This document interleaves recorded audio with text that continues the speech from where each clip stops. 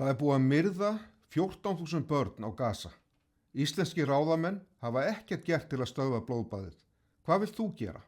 Þú getur valið áframhaldandi stríð og hernað. Nægir forsetaframbjóðendur á þeim vægnum.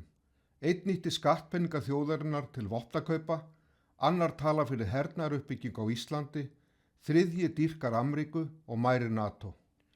Aðeins einn frambjóðandi hefur í 28 ár barist fyrir því að virkja Bessastaði til friðarmála, þannig að forsetinn gerist alþjóðlegu boðberi friðar og noti áhrifavald sitt til að koma á friðarsamningum og enda stríðsbröltið.